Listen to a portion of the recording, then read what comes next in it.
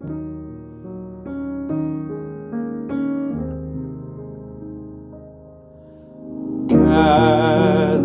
here in the mystery of this hour, gathered here in one strong body, gathered here in the struggle and the power. Spirit, draw near.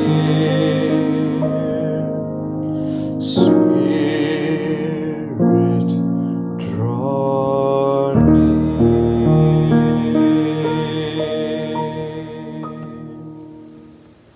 Welcome to worship on this Sunday, September 20th. I am Dawna Welch, pastor of spiritual formation here at the Laverne Church of the Brethren, and we are so delighted that you have joined us today.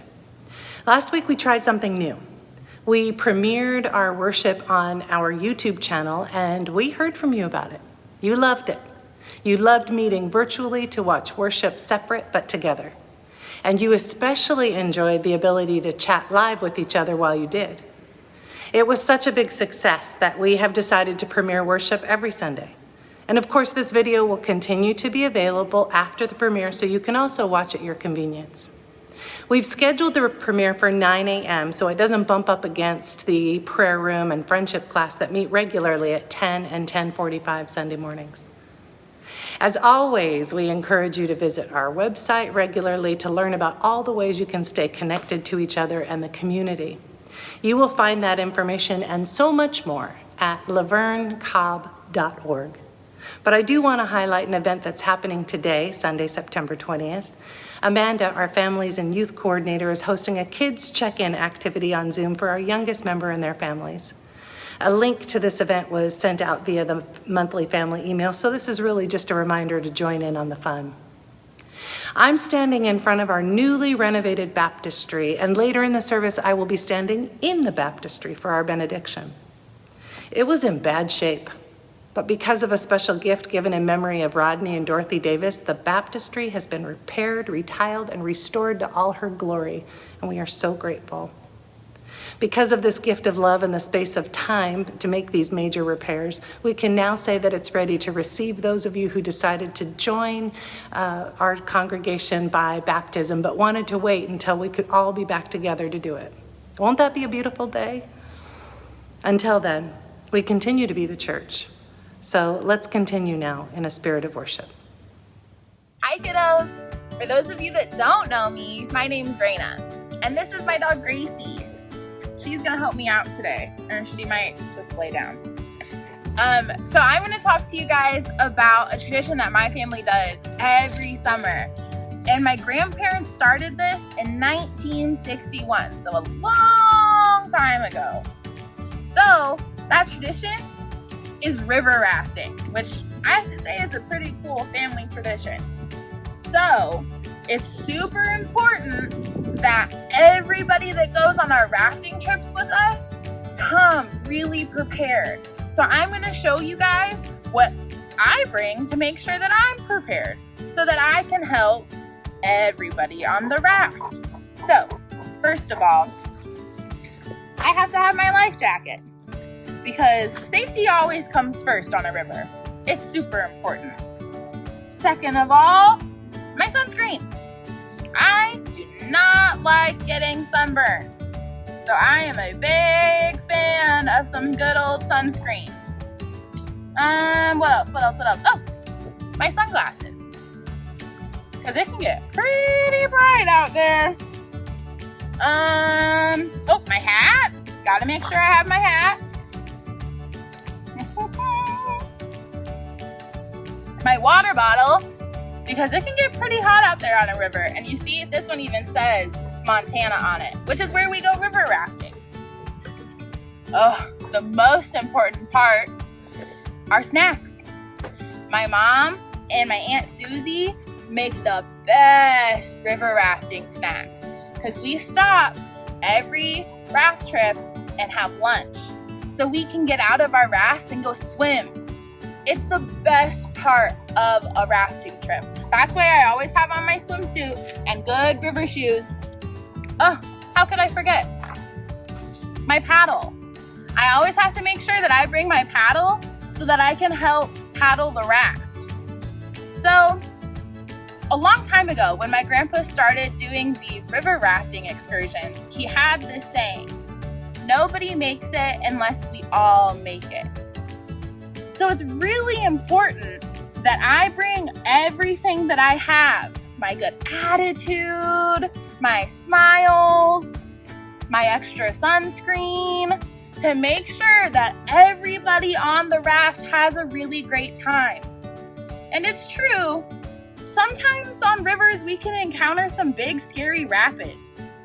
So when that happens, I know that I have to trust my mom and my aunt and my uncle and my dad, who have gone down hundreds of rivers.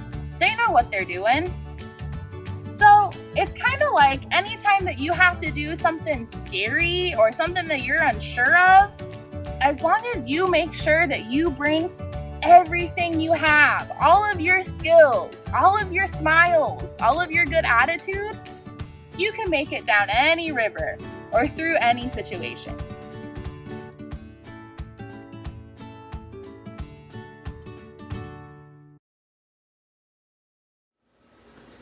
Isaiah 43:2a. When you pass through the waters, I will be with you. And when you pass through the rivers, they will not sweep over you. Please join me in prayer. Gracious, loving, and powerful God, we thank you for your presence with us always. We are blessed to have your Spirit among us. We ask that you be with us as we begin to wade into the calm waters and begin to stir and create good trouble. We thank you for your presence and your energy as we seek justice, as we create ripples that become waves of change. We ask that you give us the strength and the energy, the wisdom, the knowledge, and the courage to push forward in all that we do to serve you. In the name of your Son, Jesus Christ. Amen.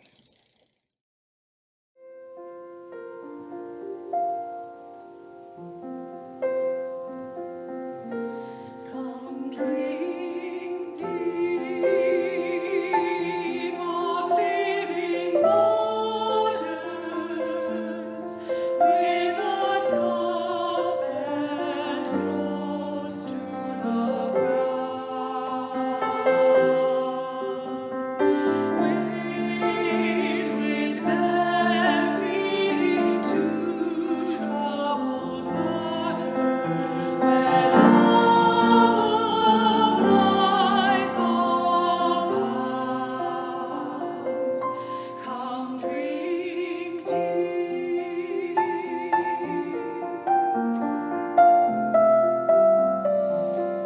I turn my head to sky rains falling,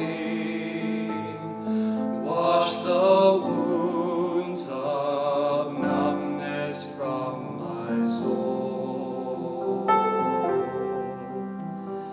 Turn my heart in tides of fierce renewal, where love and rage run whole. Come drink deep.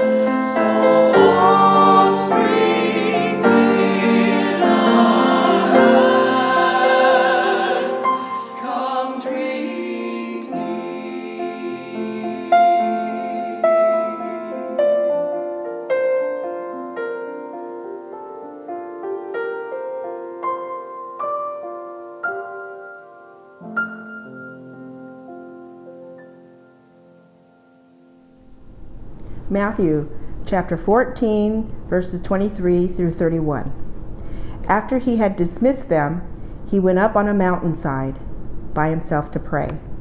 Later that night, he was there alone, and the boat was already considerably a distance from land, buffeted by the waves because the wind was against it.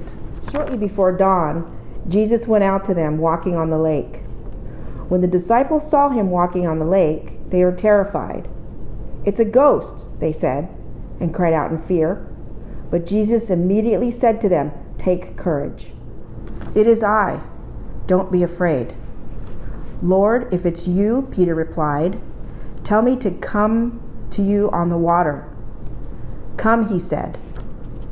Then Peter got down out of the boat, walked on the water, and came toward Jesus. But when he saw the wind, he was afraid, and beginning to sink, cried out, "Lord, save me." Immediately, Jesus reached out his hand and caught him.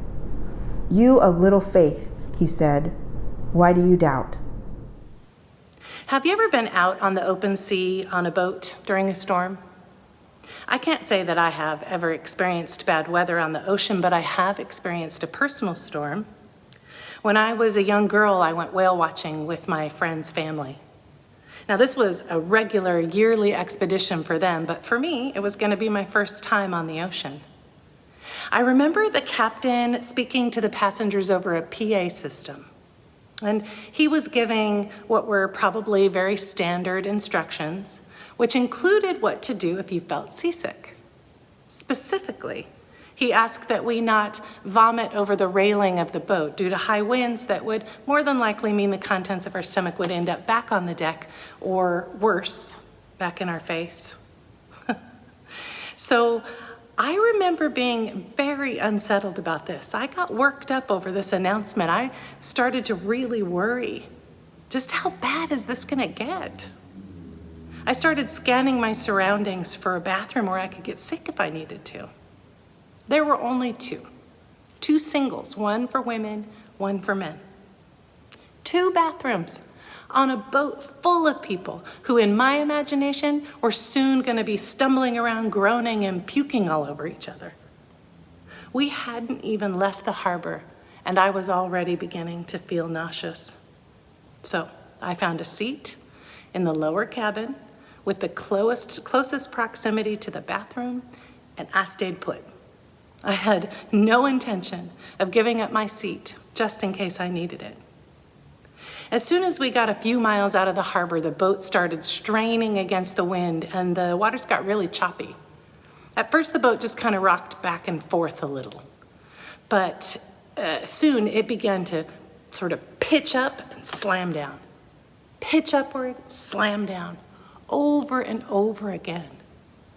As we got further and further from the shore, the more convinced I became that we were going to flip over backwards. I was absolutely certain that this 3-hour tour was going to end badly. Once we were in a prime whale watching location, the boat stopped and the captain returned to the PA system to direct our attention to the horizon, where he spotted some whales heading our direction. This didn't provide any comfort for me. The boat was still rocking, albeit more gently, but now whales were heading our direction on a collision course with our boat. Or so my fearful thoughts told me. I could not understand why we were not getting the heck out of there. And I did all of this worrying with the finesse of a 7-year-old who wanted her mommy, but didn't want to admit how scared she was in front of her friend's mom. So while people were up on the upper deck oohing and awing over the glory and wonder of witnessing a humpback whale breaching the waters, I told a story about being sick the night before. Probably the flu, I said, and I stayed put. I never got to see a whale that day, and neither did my friend's mother, by the way, because she never left my side, bless her. But the point of this story is that I lost my battle with fear. I was terrified. And once we were back on dry land, if my friend's mom had said, "Boy, you don't have very much faith, do you? How come you doubted that we wouldn't make it back safely?" I am quite certain I would have puked on her. So just to be clear, this is not a sermon about a test of our faith. And I don't think that's what was going on between Jesus and Peter either. The Matthew scripture that Shirley read to us is often used to preach to people about being more faithful or having courage when stepping out in faith. I imagine it goes something like this. Well, you took your eyes off of Jesus and look what happened. But to interpret it that way is actually to miss the real danger that Peter was in and the justifiable fear that he was experiencing. Before he appears on the water, Jesus sent the disciples ahead by boat to the other side of the sea while he went up to the mountain to be alone to pray. By evening, that boat was far from shore and being battered by wind and waves. The boat and the disciples within it were experiencing severe distress. But that still doesn't quite capture the perilous sense of fear and danger that Peter and the other disciples were experiencing. They would have been very familiar with the creation story in Genesis that described chaotic waters as representing evil and danger, something that God had to tame in order for creation to flourish. So in that same vein, the story of Noah and the flood that destroyed an entire population would have also been a communal memory. So for Peter and the disciples, the sea is threatening, full of dangerous creatures. It's unruly, powerful, and it can destroy you. Danger and fear permeate the narrative of this text. And yet in the midst of that chaos, Jesus appears and extends his hand to Peter. To reduce it down to a lesson about how Peter would have succeeded if he had just had a little more faith, or if he hadn't succumbed to a moment of doubt. Those are both unsettling conclusions for followers in any century. Peter wasn't unclear about the risks of climbing out of that boat, and he did it anyway, in spite of his fears. He faithfully climbed out and walked on the water toward Jesus. But when he looked down at the waters churning beneath his feet, he lost his nerve and began to sink. Peter's great failing is not that he lacked faith, but that he lost focus and succumbed to fear. Anne Lamott says this about faith and fear. She says, I have a lot of faith, but I'm also afraid of a lot, and I have no real certainty about anything. I remembered something Father Tom told me about the opposite of faith is not doubt, but certainty. Certainty is missing the point entirely. Faith includes noticing the mess, the emptiness and discomfort, and letting it be there until some light returns. Fear exists. It just can't be the focus, and neither is certainty.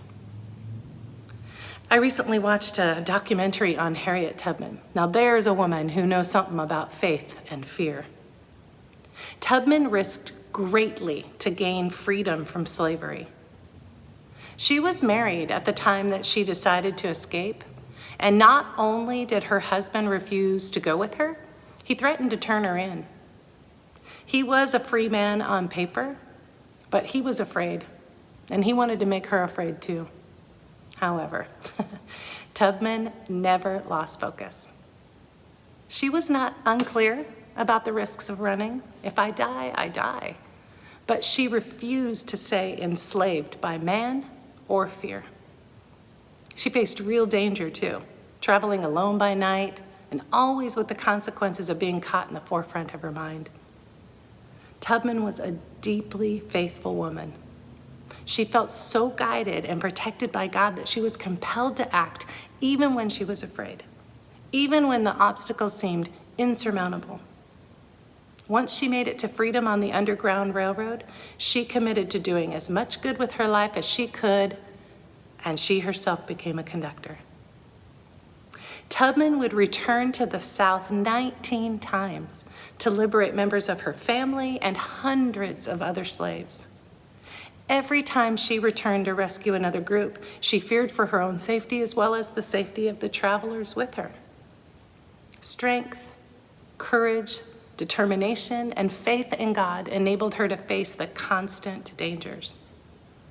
In 1865, Tubman said, I prayed to God to make me strong and able to fight, and that's what I've always prayed for ever since. She knew that every step forward put the nightmare of slavery behind those she helped. To keep their spirits up, Tubman sang songs while operating her rescue missions. And through singing, she also communicated instructions regarding how to travel on the Underground Railroad and to signal whether it was safe to come out or not. She advised escaping slaves to get off the trail and into the water. The more troubled the water, she said, the harder it would be for the dogs to track them and the greater their chance of making it to freedom. Tubman had the courage to step into the water, and she encouraged others to do the same. Fear kept my little 7-year-old self from finding her sea legs and from witnessing the majesty of the natural world.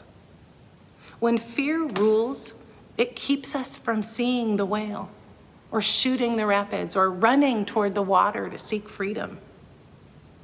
It takes courage and understanding that stepping into the troubled waters is exactly where we need to be, where we demand another ending, and where we meet Jesus.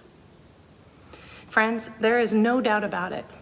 We are in the midst of ever-shifting, sudden and frequent storms. We are being battered by waves of outrage and fear. We are outraged at what this pandemic has revealed about systemic health and social inequities. We fear for the well-being of the most vulnerable and disadvantaged among us. And we are outraged when we see sustained evidence of racial injustice on our streets. We fear for the lives of people of color. We are outraged by a hyper-partisan culture that fosters anger and mistrust. And we fear the other that used to be our brother. We are outraged by devastating fires and floods we are witnessing daily. And we fear that we have done irreparable damage to Mother Earth. Our boat and our spirits are dangerously battered, and it feels like we're sinking. We're crying out now, Lord, save us. We're not going to find Jesus in the boat. The troubled waters are where we need to be. It's where we demand another ending, and it's where we meet Jesus. Troubled waters are the pathway to freedom. And like baptismal waters, when we find the courage to enter, we rise and walk in newness of life. May we find the courage to join Jesus in the troubled waters. Amen.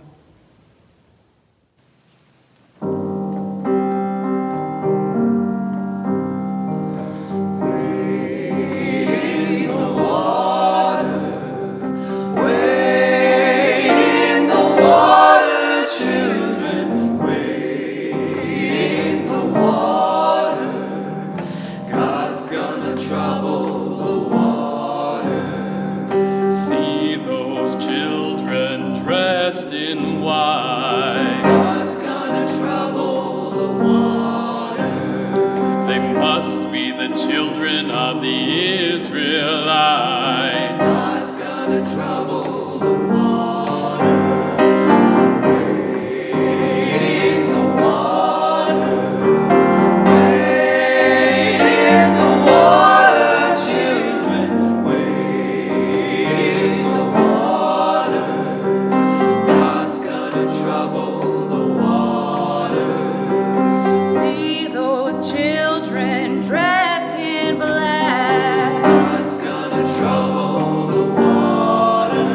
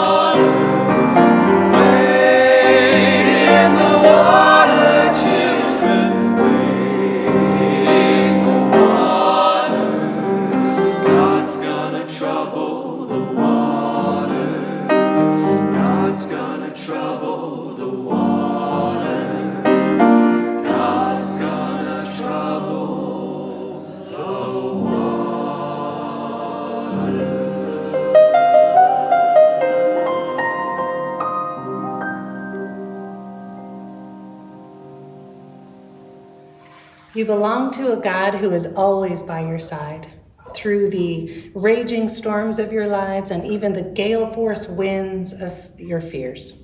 So wade on in, you water-troubling, justice-loving people of God.